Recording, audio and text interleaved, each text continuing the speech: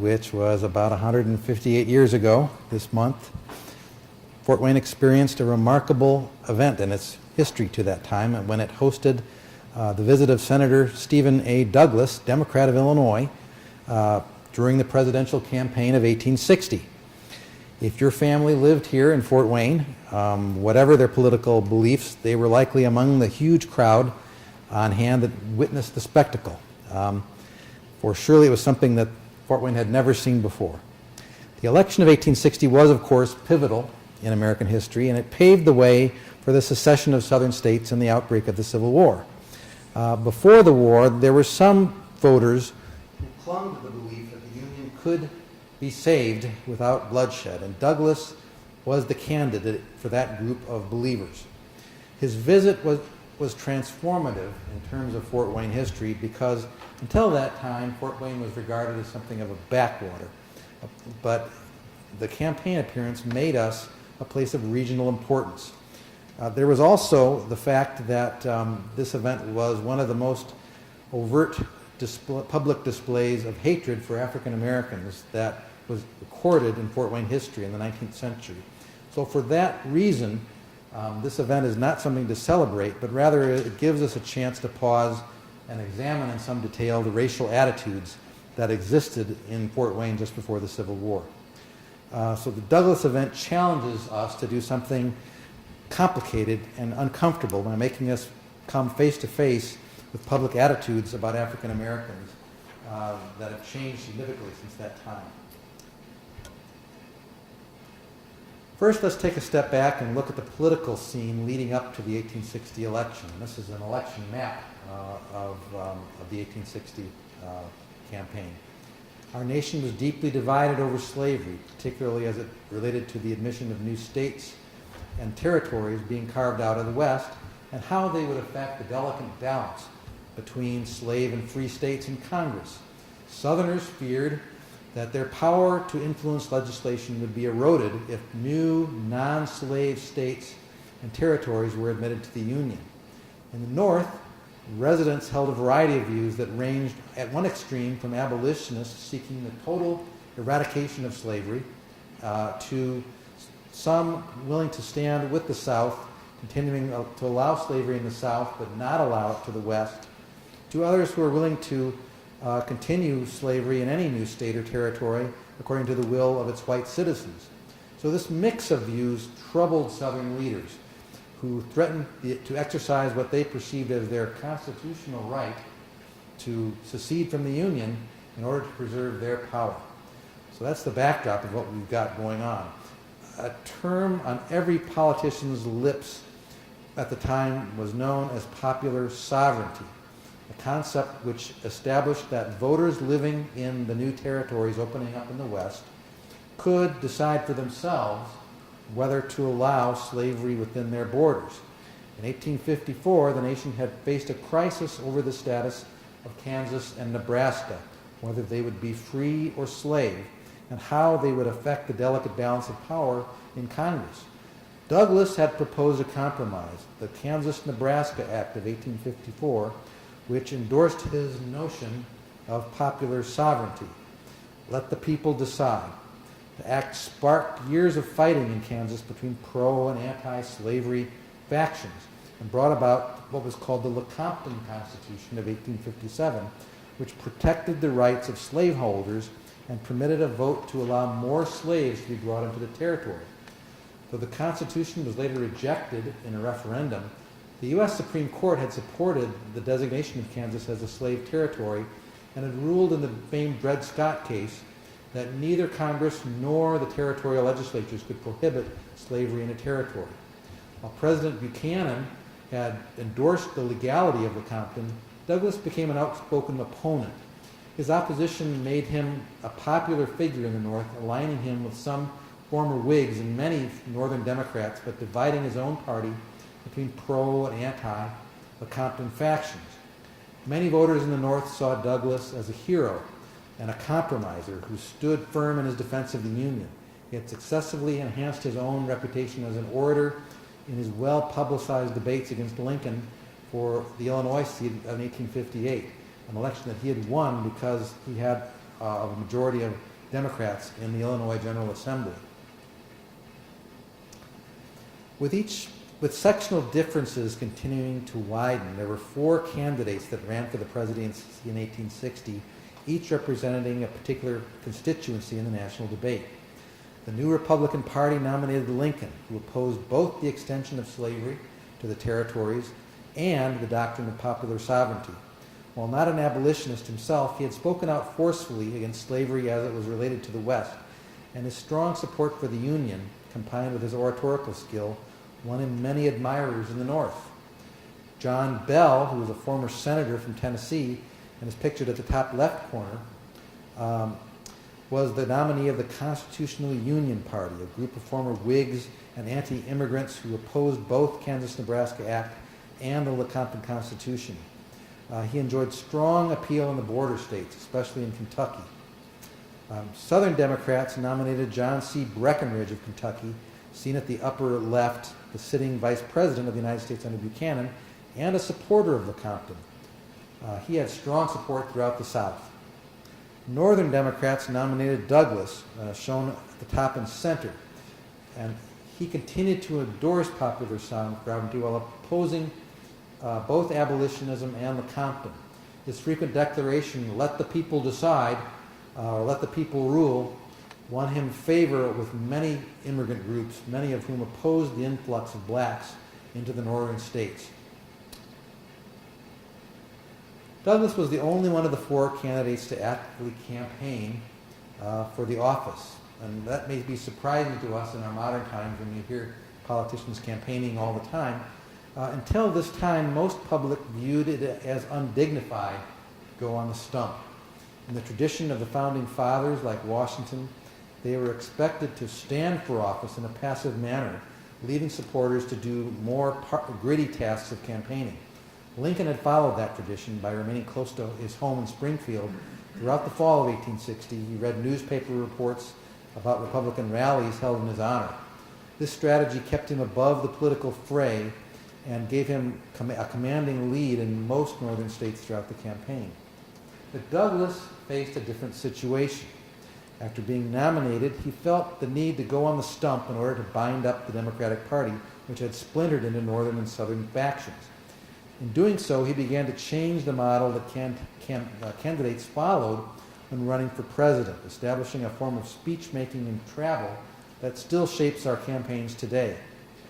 Standing only 5'4", with a massive head, round belly, piercing eyes, and a bellowing voice, Douglas had earned the nickname of the Little Giant, and he enjoyed both the adulation of crowds and the grueling campaign, even though it took a huge toll on his stamina. Riding in a railroad car that was specially outfitted and reportedly well stocked with alcohol, he crisscrossed the eastern half of the United States at a pace that would tire even modern candidates. There were reports that he drank heavily. He gestured violently when he spoke. His booming voice often faltered from the strain of making so many speeches, and he often kept a plate of lemons on hand to squeeze the juice down his throat for relief. His pursuit of the presidency with such great effort won him the admiration from his supporters, who saw him as a great advocate for the people. So that was the national background. In 1860, Fort Wayne had a population of about 9,000 people. While still small when compared with Indianapolis, its economy had become increasingly diversified. It was the principal stop on the Wabash and Erie Canal, and it had also become a major hub of railroad lines in the upper Midwest, 2 of which had repair shops in town. In addition to being large employers, they also provided residents with direct routes of access to larger cities in the East and the Midwest. This bird's eye view, published in 1858, gives us a good picture of Fort Wayne's appearance just before the Civil War. A local newspaper editor had said it was situated in a beautiful place, sloping slightly to the rivers, which meander at its northern edge. Its streets are wide and laid off at right angles. Its business houses and dwellings are mostly of a very substantial character and are built of brick, some of which are very handsome. Politically, Fort Wayne's residents represented a full spectrum of viewpoints then prevailing in the North, although, unlike many parts of Indiana, Democrats outnumbered Republicans here because of the town's significant immigrant population.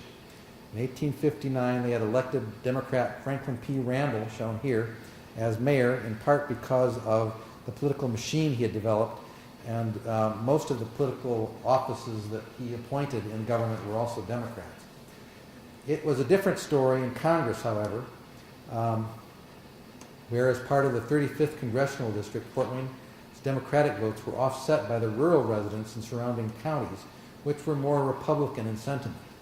Our district had sent a Republican and an abolitionist, Charles Case, shown at the right, to Congress in 1857 to fill the unexpired term of Samuel Brenton, who was also an abolitionist, and had voters reelected him outright in 1859.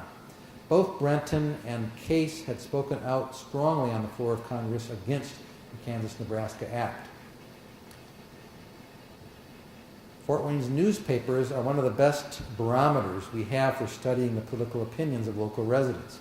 The Fort Wayne Weekly Sentinel, which had begun printing in 1833, had become the principal Democratic voice in northern Indiana when Thomas Tiger, shown here, he was an English immigrant, assumed its editorship. He was a strong backer of Douglas in 1860, and his account of the campaign appearance in Fort Wayne was one of the most detailed surviving records. He was opposed, on the other side, by the Fort Wayne Daily Times, which had gained notoriety in the 1850s under the editorship of its irascible editor, John W. Dawson, who's shown here on the left with his brother Reuben. His editorials often angered many in the community, and while he had endorsed Abraham Lincoln cautiously in 1860, he was hardly a strong Lincoln partisan. During the 1850s, he had held a wide variety of opinions, and during the Civil War, he had switched parties and became a Democrat. Although he often denounced Democrats, he shared Tiger's intense dislike of African Americans. He berated abolitionists and stated that slavery was both legal and acceptable. Dawson extended his racist views to immigrants and Catholics, opinions Tiger did not share. And in 1854, he had accused his rival of having, quote, a passion for Dutch girls, lager beer, sauerkraut, and sausages. And he often implied that Tiger had fathered an illegitimate child with a German girl, even though that wasn't true. Fort Wayne's German language newspaper, the Indiana Staatszeitung, began publishing in 1858 under the editorship of Gustavus Neubert, though no issues are known to survive from 1860. Surprisingly, despite widespread German distrust of Republicans, Neubert endorsed Lincoln in 1860. Indeed, of only 8 German language papers being published in Indiana in 1860, only the Indianapolis Volksblatt would endorse Douglas, an indication that in spite of the accolades to Germans in Democratic newspapers, Germans did not vote as a solid Democratic bloc. 2 other papers had existed in this period and had espoused differing views, but neither were published during the presidential campaign. Peter Bailey's Fort Wayne Weekly Republican began in 1858 and represented the city's only true Republican voice. Bailey took a strong stand against the expansion of slavery and predicted early in 1860 that the issue would be fought in the ballot boxes and would lead to civil war. He struggled to find enough subscribers, however, and in March 1860, after a fire destroyed the press of Dawson's Times, he agreed to sell the Republican to his competitor and thereby silence his own voice during the election. Of the other newspapers printed in Fort Wayne in the 1850s, none were still operative in 1860. Perhaps the most unusual, given the political climate in Fort Wayne, was the Fort Wayne Standard, an abolitionist newspaper published between 1854 and 1855 by Daniel Burroughs. Most of the public, even those opposing the extension of slavery in the West, viewed abolitionists with suspicion and perceived their motives as a threat to the Union. While there were still abolitionists in 1860, their opinions were seldom accurately represented in print. That year, according to the federal census, the number of free African Americans in Allen County totaled just 63, a figure that revealed in large measure the prejudice of many whites in the area. John Dawson, shown here, had called them troublemakers and that they helped to foment a climate of hostility. A provision of the new Indiana Constitution in 1851 had barred any new blacks from settling in Indiana and fined any white person from hiring them. Further, they were prevented from voting and attending public schools. What did the churches think about all this? Well, Fort Wayne's religious congregations often reflected the national mood over slavery. Occasionally, their pastors exercised influence over their parishioners, but no congregation was monolithic. The Presbyterians had perhaps the strongest abolitionist credentials of any church in the city in 1860, and were probably the strongest supporters of Lincoln.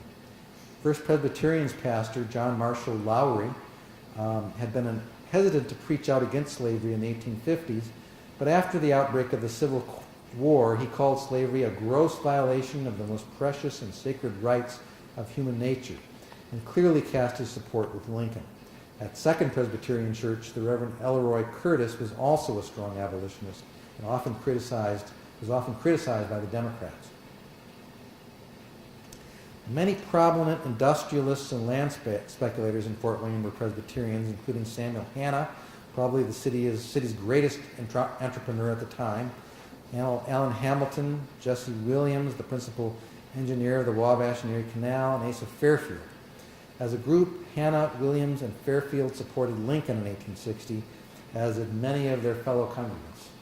Hamilton, however, had gone from being a Whig to becoming a Democrat and endorsing Douglas, which greatly irritated his abolitionist wife, Emmeline. Political partisanship was less clearly defined in many other denominations. The Methodists and Baptist churches had both Democrats and Republicans among their membership, but both denominations experienced a significant turnover in their pastors, with no sermons coming to light that revealed their specific positions. Baptists had taken strong anti-slavery positions in the 1840s, but we don't know exactly where they stood in 1860. I suspect they were deeply divided. Douglas, after all, was a Baptist. The Methodists had a strong record of opposing the extension of slavery, as though not slavery itself. Its most prominent clergyman in the 1850s was Samuel Brenton, who had organized the Wayne Street Methodist Church in 1850, and 3 years later served as the president of the Fort Wayne Methodist College.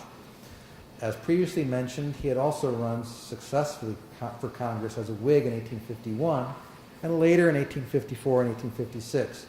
He became a member of the Free Soil and then later the Republican parties. He retained his seat but won only a slim majority in Allen County. He had condemned both the Fugitive Slave Law and the Kansas-Nebraska Act, though he died suddenly in 1857, and many of his Methodist co-religionists probably shared his view in partisanship. As we have seen with Allen Hamilton, however, the positions of congregants did not always translate into identical partisanship. The Methodist William Rockhill, a former Democratic congressman, supported Douglas, as did Joseph Edgerton, and both served on the board of the Methodist College, with Brenton and Fairfield, who opposed slavery. Stephen Batten, who was the rector of the Episcopal Church, Trinity Episcopal, was forbidden by his bishop, George Upfold, from mentioning slavery in the pulpit, but he was also a Lincoln supporter. His church had many prominent members of both parties. The Catholic Church, whose members had swelled with Germans, French, and Irish immigrants, also maintained silence on slavery.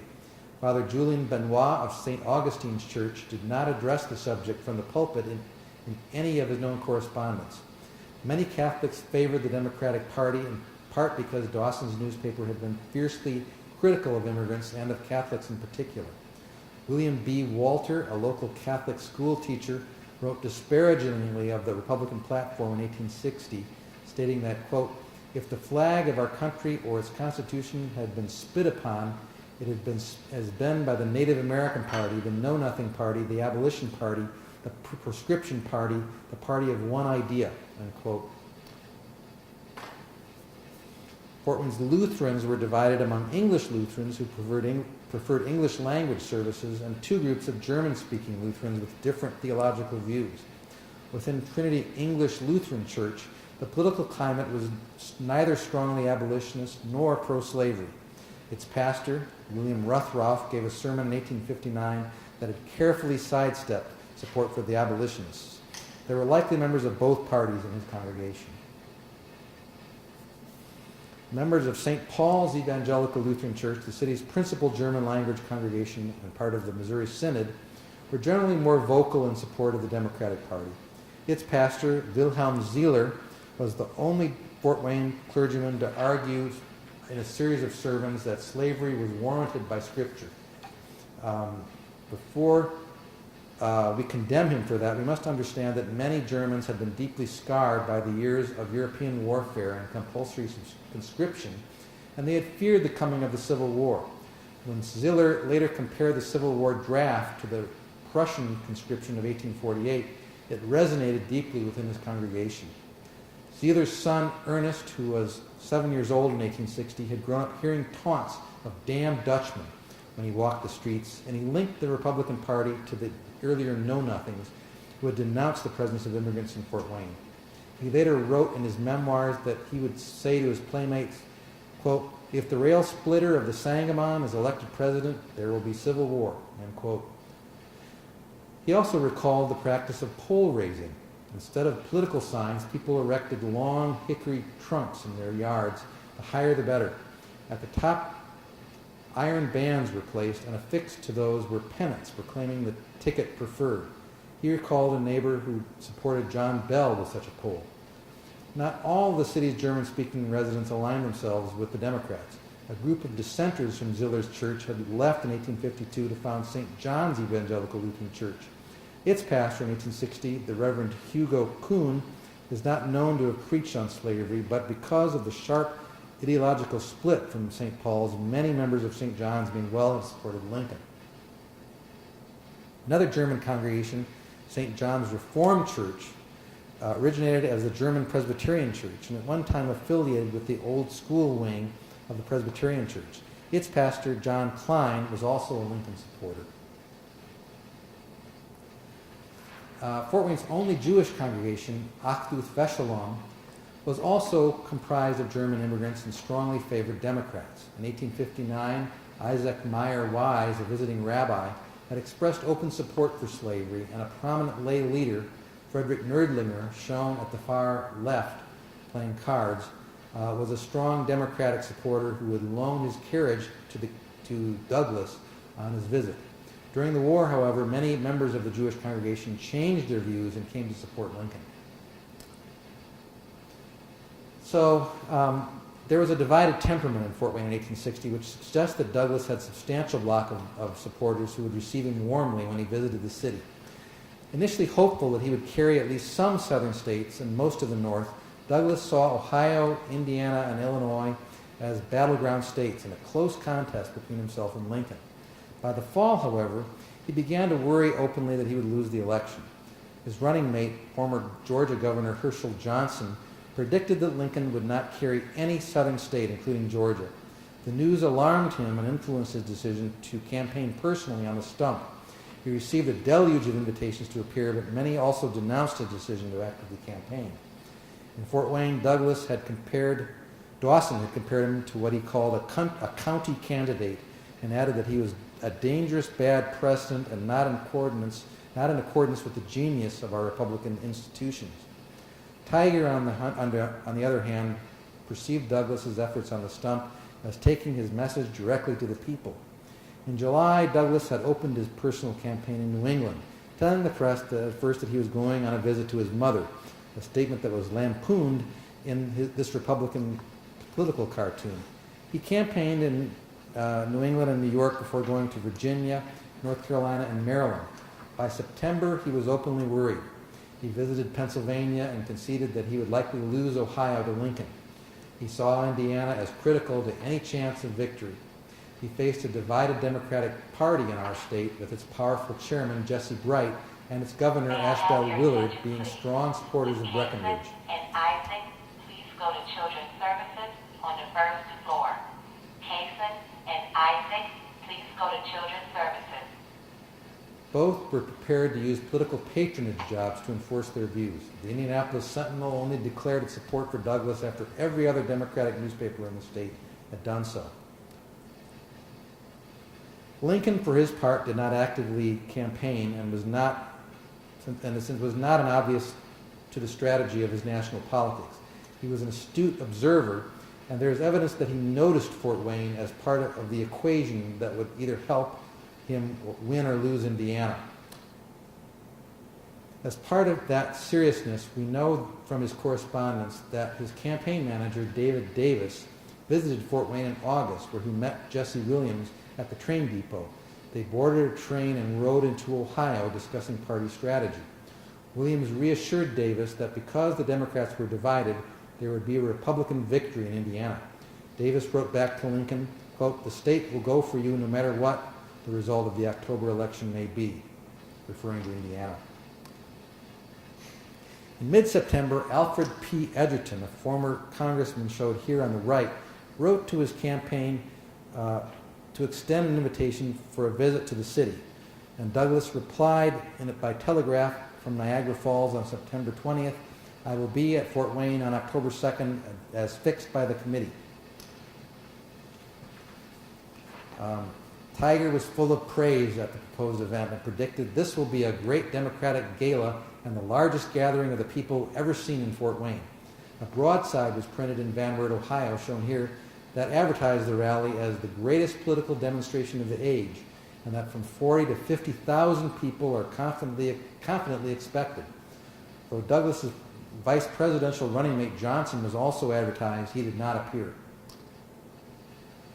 Lincoln supporters were not without their own ammunition, though they struggled to match the anticipation stirred up by Douglas's visit. Concerned about the German vote in Indiana going to Douglas, Lincoln supporters like Carl Schurz, a close Lincoln friend, abolitionist and former newspaper editor, came to Fort Wayne to make a speech on September 28th, specifically to make the case for Lincoln to a German audience. He spoke in German at Coleridge Hall and was introduced by Dr. Charles Schmitz, a former Democratic newspaper editor. As expected, Schurz attacked Douglas and spoke out against the evils of slavery, but he blundered when he called his fellow Germans cabbage heads for supporting Douglas. Tiger was quick to assail him for the remark, charging that Republicans had a hatred for immigrants and ridiculed their recent admiration of what they called sweet German accent, and because he had not left a favorable first impression, Schurz returned for a second lecture on October 6th, and Tiger quipped, "He has come again to explain away his cabbage head remark and persuade his hearers that their ears deceived them. He and his employers sadly underrate the intelligence and manhood of our Germans if they think they can gull them in this way." Douglas, in the meantime, continued to canvass the Midwest in September with rallies at Cleveland, Columbus, Cincinnati, Indianapolis, and Louisville before coming to Fort Wayne in October. Political rallies during the mid-19th century were a mixture of social events that were part Harvest Festival, part Street Carnival, part Independence Day. They contained several elements regarded as essential to their success. Torchlight parades, which had a deep political symbolism for some ethnic groups, floats and wagons decorated with banners and flags, straw effigies of opposing candidates, long political speeches, and plenty of whiskey or hard cider. Fort Wayne citizens had held a number of parades and rallies in its past, including one celebrating the opening of the canal, but no event had promised to be as large as this one. Douglas arrived at the depot in Fort Wayne at 2 o'clock in the morning of the 2nd of October. In spite of the hour, he was met by the local Hickory Club, a group of boisterous supporters carrying torches who escorted him in a procession to the Rock Hill House, a fashionable local hotel, located where St. Joseph Hospital now stands. Marching behind his carriage was a band playing patriotic music. Dawson described the delegation as, quote, "a large crowd of noisy, disorderly men, the conduct of many of whom is by no means a thing which an enlightened community can think of but to deprecate." Quote. The little giant was polite in response, telling the crowd from the balcony of his hotel that were undoubtedly words that were inflated, that the effort greatly exceeded all previous demonstrations he had ever witnessed. The events of the day got underway officially at 11 a.m. Tiger reported that it had rained the previous morning, but as the hours progressed, it had gradually cleared off, and at noon the sun shone brightly. aside from the wet condition of the streets, everything was as desired.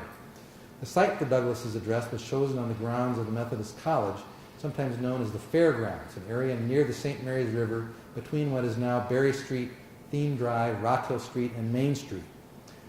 A stand was erected at the foot of a gentle declivity, a little southwest of the residence of General Edsel. The Tiger said this formed a natural amphitheater and enabled all to see and hear him, save those who were too far off. Elsewhere in the same issue, Tiger added, the appearance of the ground was extremely picturesque. To one who stood on the crest of the eminence, the speaker's stand below him, which was tastefully decorated, was soon surrounded by a dense mass of people for hundreds of feet in depth. In the background, revealing the eye, was the forest just putting on its gorgeous autumnal robes. Visitors poured into Fort Wayne from the surrounding counties to hear the speech. Railroad cars brought visitors from as far west as Plymouth in Marshall County and others from Ohio. Still others arrived by carriage and wagon. Ernest Zeeler recalled great numbers of farmers coming in. Fort Wayne was still a farmer town and business was at a standstill. Nearly every wagon was adorned with some motto or emblem of a democratic character, and some displayed a great deal of taste. We noticed many designs and arrangements which exhibited a keen sense of humor on the part of those who got them up. The Sentinel claimed the crowd reached 60,000, as previously advertised, but Dawson disputed the figures. There were only 70 carloads by railway, he said, which could not have exceeded 4,000. He later reported, then there were by roads about 3,000 at a large figure. Then there were about 9,000 men, women, and children in Fort Wayne, about whom about half were on the ground at the speaking. Thus, adding these numbers, we have about 11,000, really more than there were on the ground at any other time during the day. So nothing near the 60,000 that they advertised. May I have your attention, please? Would Newbie Solinger please go to Children's Services on the first floor? Newbie Solinger, please go to Children's Services. Prior to the Little Giant's appearance, a parade wended its way through the streets, passing the corner of Main and Ewing Streets at a lively pace for about 2 hours. It also went down Columbia Street, which we see here is a very early daguerreotype from the 1850s, which gives you a feel of what the streets looked like at that time. The procession included 4 brass bands and 4 other fife and drum corps playing martial music with bands from Huntington and Warsaw, as well as an elderly man marching alone with an accordion. Hickory clubs from various nearby towns, including one from as far as Kosciuszko County, joined in the festivities. One wagon featured 33 little girls, all dressed up in white, wearing wreaths of flowers and representing the states of the Union. Each carried a flag on which was printed the name of one of the states. Following this was a companion wagon similarly decorated with 33 young boys, each dressed in a hickory shirt, glazed in black cap and black pants. Local tradesmen also marched, carrying signs like bricklayers, stonemasons, cabinet makers, coopers, shoemakers, and wagon makers. Ernest Zeeler remembered the artisan floats as well, and later added that there was a huge saw log drawn by 6 oxen. On it, astride it, was a straw figure wearing a straw hat. This was designed to represent Abraham Lincoln. And when they reached a point close to the St. Mary's River, the oxen were stopped, and Lincoln was flung into the stream. The Sentinel office had a wagon of its own, complete with a printing press, and as it rolled down the street, the press staff printed off a song written for the occasion called "The Douglas Has Come." It was apparently written by Tiger himself and sung to the tune of Old Dan Tucker. The racist reference to woolies is jarring to modern ears and reflects the deep insensitivity of the time. But it goes like this, I'll give you part of it.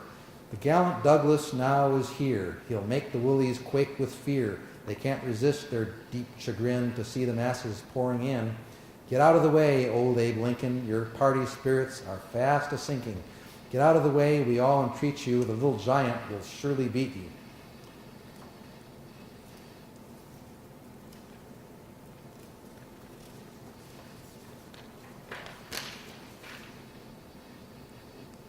Some aspects of the parade seemed innocent enough, but others represented sort of grotesque elements to excite the racist fears of the crowd.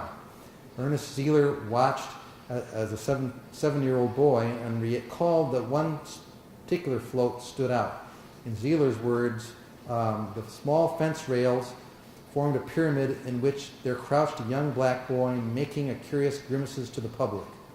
It was meant to be a challenge or defiance of the black Republicans. Tiger also mentioned this float when he reported, "Nor must we omit the mention of the young darky in the fence representing the principles of the Republican Party. For say what it pleases, to all intelligent observers, it is apparent the violent abolition of slavery is their ultimate design." The float was undoubtedly modeled after a popular Democratic political cartoon published in 1860 by Currier and Ives, shown here, which was widely circulated during the campaign.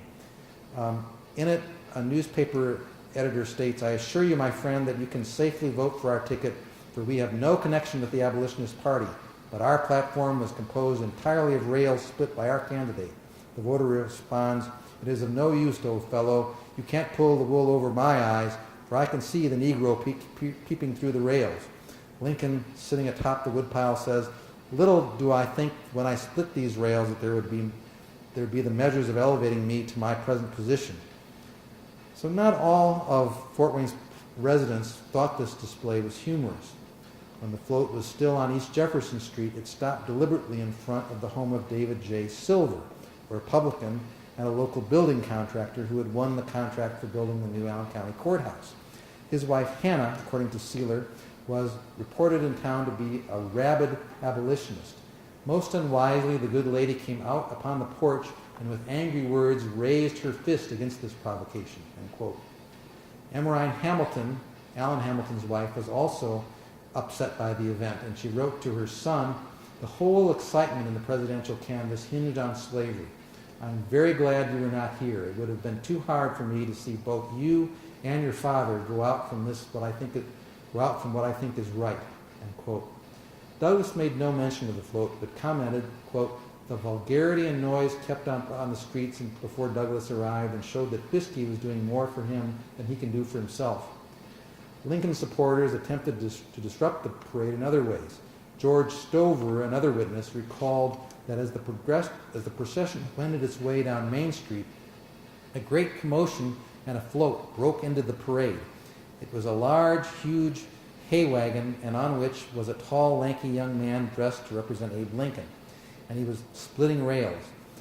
The wagon was pulled by oxen, and the Democratic organizers succeeded in getting it out of the parade by spreading salt along the roadside. The oxen pulled out of the line of the parade to lick the salt, and no amount of urging could get them to move back in.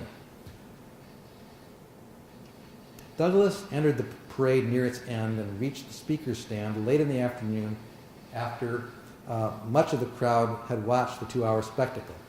Several speakers had preceded him at the stand, and when Douglas finally took the podium, he began immediately to address the crowd. He was in full voice that day, and Tiger reported that although it was very powerful, those on the outskirts of the crowd could not distinctly hear him. Zeeler remembered later, "Of the speech of Senator Douglas, of course, I could not follow the points, but I still recall the little man with black ringlets of long hair framing his countenance. He spoke for an hour. Opening with the words, fellow citizens, the little giant offered a brief history of the United States to that time as he understood it. He said, the doctrine did not then prevail, as now proclaimed by the Republican leaders, that slavery must exist everywhere or nowhere." He made references to Lincoln's famed comment during the 1858 senatorial debates, "A house divided against itself cannot stand. I believe the government cannot endure permanently half slave or half free." Then Douglas exclaimed, "Why, let me ask you, can this union not endure as our fathers made it, divided into free states and slave states, with the right on the part of each to have slavery as long as it chooses and to abolish it when it pleases?" The crowd erupted with, "That's a fact," and "Yes." He continued, "The Constitution was made on that principle. Why can't our Republican friends just uphold the Constitution as our fathers made it and maintain the Union as it was formed, divided into free and slave states?" The candidate then turned his attention to abolitionist objections to slavery as an evil. "They tell me that slavery is such an evil that it must be abolished everywhere, otherwise it will make such aggressions that it will exist everywhere. They say it is so aggressive that unless you restrain and abolish it, it will be spread all over the entire continent. Those statements sound very well in the ears of men who are ignorant of its history of this country, but thank God we have a written history. Our children are taught that history in their school books. There is not a child 12 years old who cannot meet and refute the statements of the leaders of the Republican Party on this point. Douglas then argued the constitutionality of slavery as it related to his own doctrine of popular sovereignty. He said, if original states were allowed to have slavery as long as they wanted and to abolish it when they got tired of it, why cannot we allow the new states and new territories to do the same thing? The Republicans tell us we are willing to leave their people to the states to decide this question for themselves, but they cannot trust the people of the territories to do it. Later he said, I tell you, my fellow countrymen, that unless we hush this sectional strife, unless we banish the slavery question from our politics and demand to the people of each state and each territory to decide for themselves, this union cannot endure. Douglas then addressed the subject of Lincoln. He said, I tell you that I am more anxious to defeat his election than any living man. But he added in a more polite tone, my opposition to him is not personal. I know him well. We have lived many years in the same town. We have never had any personal difficulty, and kind personal relations exist between us. Hence, my opposition to him has its rise only in the conviction that Mr. Lincoln holds opinions destructive to the Constitution and fatal to the existence of the Union. The crowd responded with, good, true, hit him again. I have no sentiment penetrating my soul stronger than my desire to preserve the Union as our fathers made it under the Constitution. When asked when he went to Kentucky, what did they say about Lincoln, Douglas had replied, they said they regret exceedingly that Lincoln was afraid to come to Kentucky to look after his mother. The crowd roared with laughter. Then he added, had I not told them to have no uneasiness on that subject, for Lincoln was a friend of mine, and I never have failed to do an act of kindness, seen him do an act of kindness that I did not chance, that while perhaps his principles would not allow him to visit the grave of his grandfather or the grave of his mother, mine would enable me to go anywhere with a flag waved over America. And there were cheers, Douglas and liberty. So we get a sort of a picture of what was going on here. And then he says, I have one more word to say to you. I presume there must be some, perhaps many Republicans in this vast assembly. I arrive at this conclusion with the conviction that all northern Indiana does not contain so many Democrats. And the crowd said, we are all Douglas Democrats.